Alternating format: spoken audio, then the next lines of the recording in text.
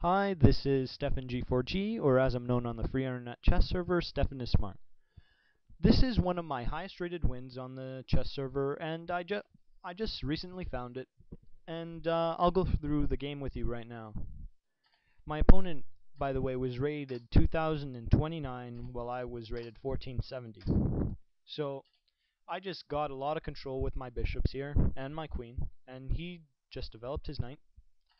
I prep to pin that knight, but he kicks my bishop, and right now he's trying to box in my bishop.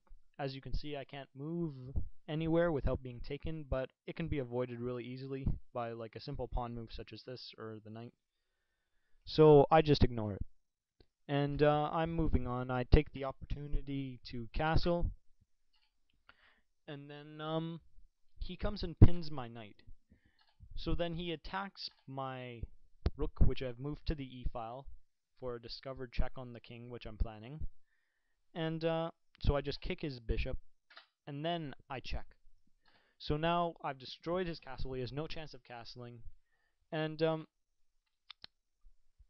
there's no way he could have avoided that without going down material. Right now he makes another mistake.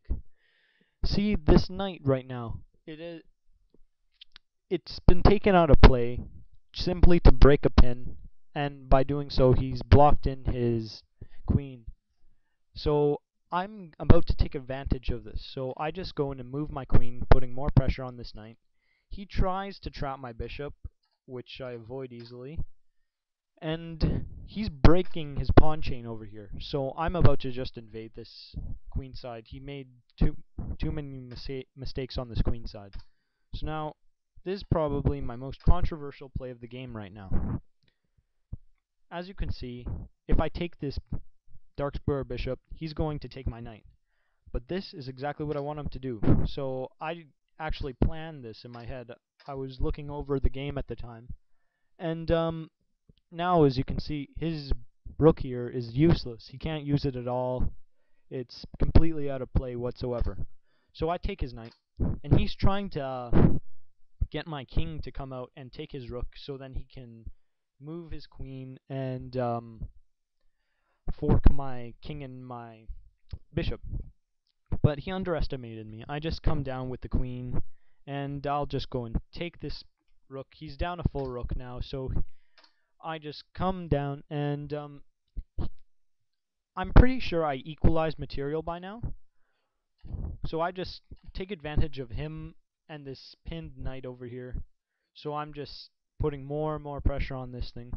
And I go for the trade. By now I would have resigned, considering there's no way he can recover from this. He's down a full rook, and he's just flailing around on the queen side now. Nothing to do.